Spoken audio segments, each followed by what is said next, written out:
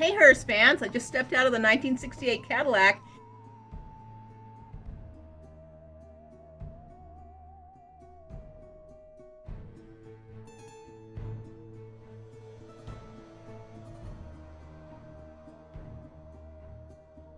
Hi, Kerri. How are you today? I'm doing really good. Wow, this is really a cool car. I love this flower car. Tell me what your inspiration for getting this car is. Well, it's a 1966 Cadillac Superior flower car. One of our other club members sent me a message on Messenger and asked me if I had seen this one. He thought I might like it. So, like a fool, I looked up the car and I decided to buy it. That is awesome, actually. I always like to hear where people get their cars. And also, tell me about the paint color. Okay, well, the paint color is called Wisteria. It's from the 1969 Cadillac palette. When I was a kid growing up, my mother's sister, who lived around the corner from us, had a 69 Cadillac that color. And I always liked it. I always thought it was a nice color. I think every Jew wants to have a pink Cadillac. I know I did. And I thought it would look really good on this car because it would make the stainless and the chrome pop, because these flower cars really are very different looking. Oh, it's an absolutely beautiful car. Thank you for spending a few moments with us today, Rich. Well, thank you. You're welcome.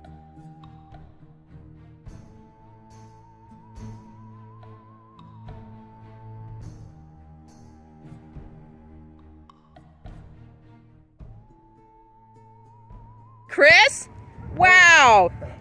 Here you are sitting in your 1970 Cadillac Hearse. This is so cool. Thank you. What was your inspiration in buying a Hearse? Well, basically in high school, my friend had a Hearse, and he ended up taking my girlfriend at the time and I to prom in it. And ever since then, I knew that I wanted one. And it took some time for me to find the right one, but I finally found it, and here it is. That's awesome. Yeah, thank you. Do you have any favorite stories about your car? Not really, other than it's really fun at Halloween. There you go. Thanks, Chris.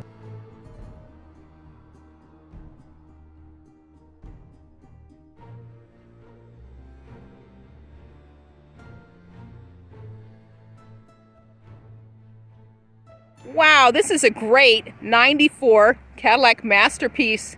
Oh, it's just gorgeous. Hey. Thanks for the kind compliments about the car. I wouldn't call it quite beautiful, but it is a car that I've had for about a year now. I actually picked this car up in Hebron, Kentucky, and the reason why I flew over there to get this car and bring it back is it had some unique features that I was interested in on these S&S masterpieces.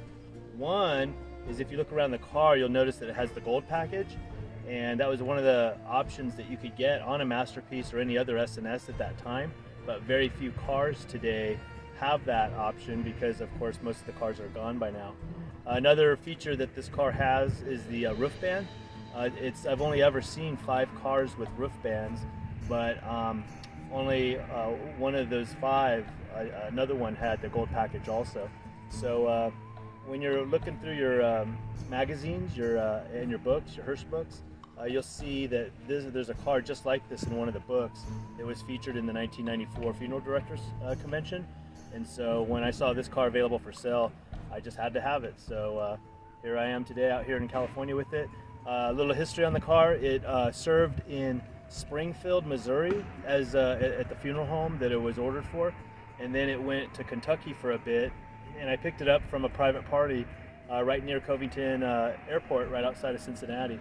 So I flew out there a year ago and had it serviced, and then brought it out here to California, and now I'm living with it. But as you notice, I haven't really started work on it. I've got paint work and top work to do to it, but it runs and drives fabulous. In fact, one of my friends said that this car is the best driving car that I have out of all the cars that I have. And right now the odometer has 56,000 miles on it, so is bad as the paint is in certain spots, the mechanics are just incredibly good on this car.